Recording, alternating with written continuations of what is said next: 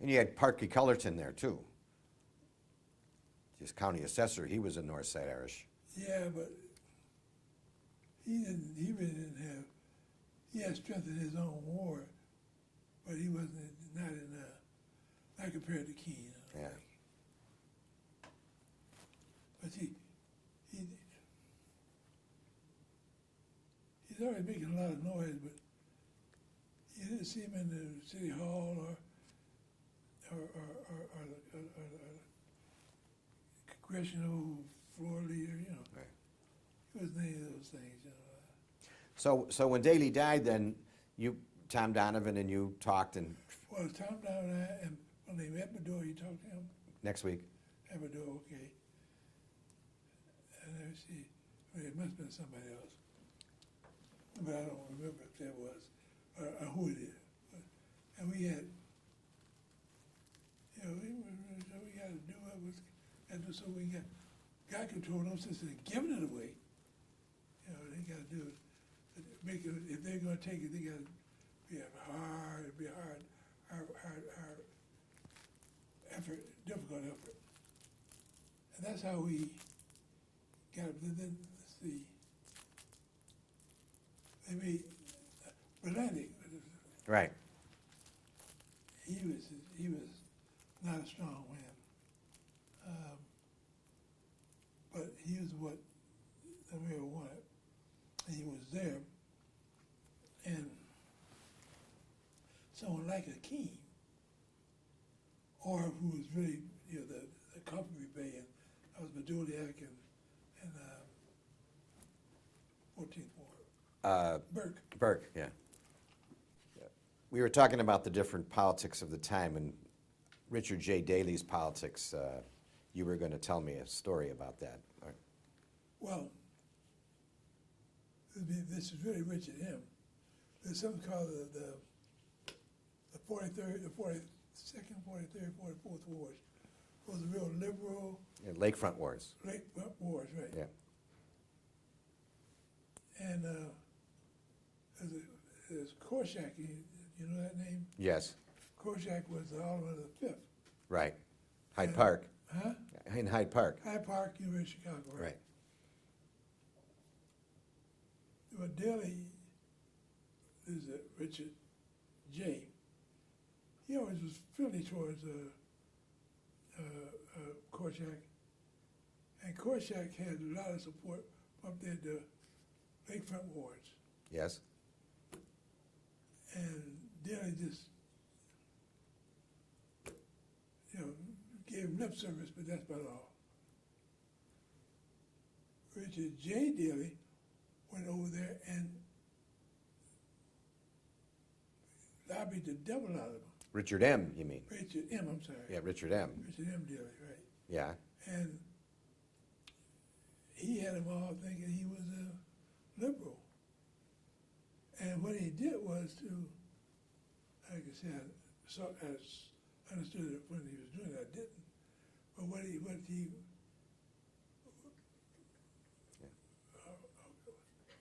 kept putting my taking Yeah. coffee.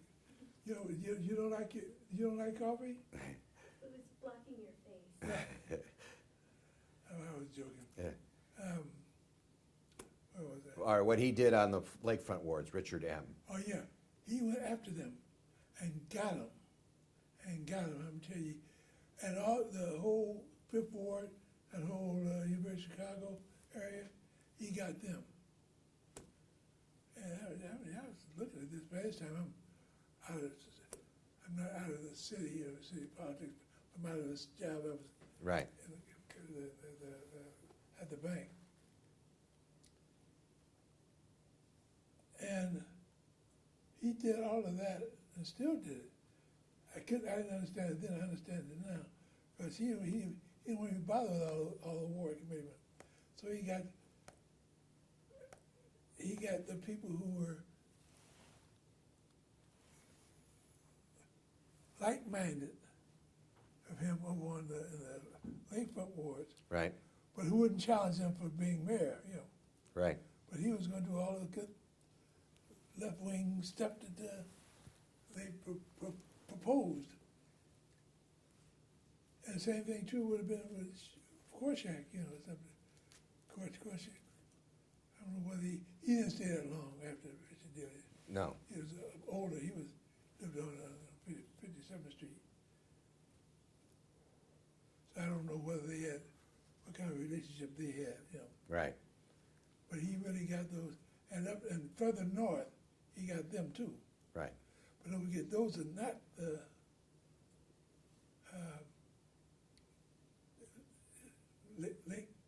Lakefront. no, not lakefront, the Lace Curtain Oh, no. Irish, you know. Yeah. Their father, West. Yeah. So now, let me take a look at, do you think that the roles of race and ethnicity that we've discussed quite a bit have changed to today? I mean, they're different or what? Well, they're all changed, of course. But I'm not sure I understand your question. Are they better or worse, or what? What do you think?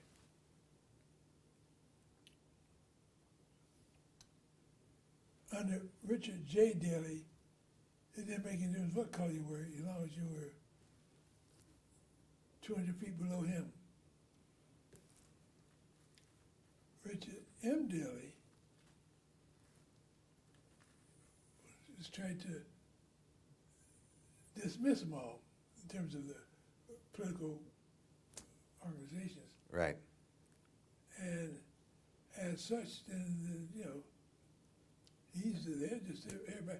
The blacks are not much different than the whites, except that what he did was to get groups. And the one group he got, I put him in beautiful shape forever, was the whole Hispanic community. Ah. And you know, you got them, you ought to see the war. Just draw it like this.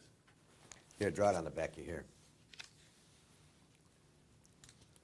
Congressional, not the word, congressional district, where Oh, Gutierrez's district, right. yeah. is city of Chicago. Here are the Mexicans here, and the Puerto Ricans here. They just drew a line about that Right. wide, you know, so that this could be just one war. And so, and made them strong, and which is kind of good, you know. Yeah. I think they need a voice, you know. That wouldn't have happened under Richard M. Richard J. Richard J, I'm sorry. Yeah, I'm sorry. yeah. That wouldn't have happened. He would have relied on a different system. Well, he wouldn't have brought them together because it makes them too damn strong. I see. You know, he chopped them off right at the neck, which is right here. Yeah. Okay. Because they don't get along, really. You know, Not well, no. well, Now, what about the Shackman degrees? What do you think their effect at the time and today? How do you view it? The M or J? J first, the O-man, and then the Yeah, well, he fought it. yes. He fought it like with all he could do, and that's how I got to know Judge Marshall, because he was sort of like carrying the banner for the feds who were really behind the whole thing. Mm-hmm. I'm not sure what the question is. You see, Richard M. You just have never heard anything about the Shackman, because because he didn't want the alderman to have any power anyway, I see.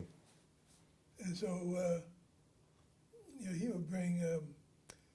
He created something called the Democratic, Hispanic Democratic. Yeah, uh, organization or whatever it was. organization, Yeah. yeah, whatever. And that didn't violate Shackman. Oh, it really did. He almost got caught. He really did get caught. I guess he decided not to do anything about it. But when you,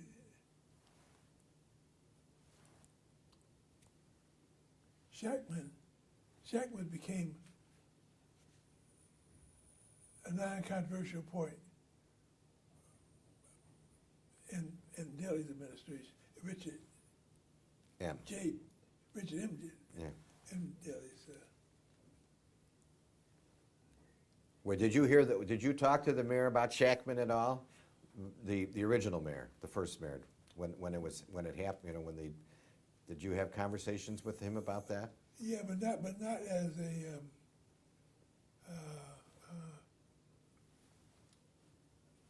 political conversation that's going to have all sorts of outward impacts throughout the city. Mm-hmm. He just talked to me about,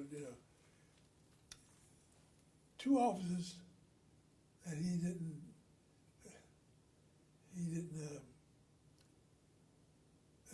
very common. That's one thing very, very much in common. And that was, he had very few, if any, politicians in the controller's office or the law department. Right. And that's what Shackman, was going after the people who were not in our offices, Right. So, You didn't have to concern yourself with it. There was something.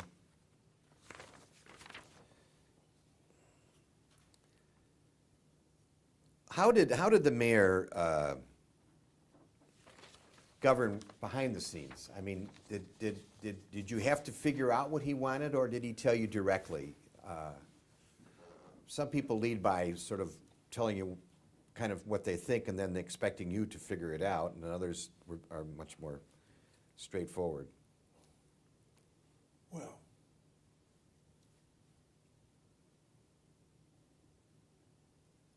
I dealt with him mostly on the numbers. Yes. And with that, I can't think of one time that he got hot at me about something I was doing about taking counting items. What do you call that? Taking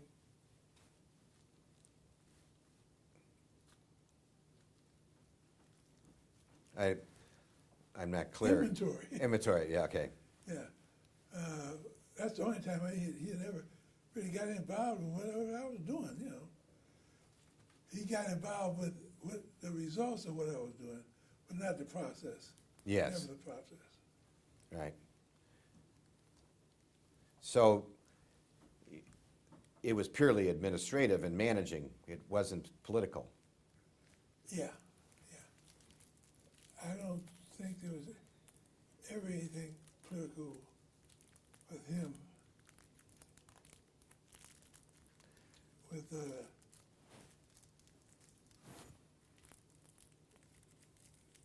Richard M. and Blandick, and Jane Byrne too, as a matter of fact. Yeah. Although she was,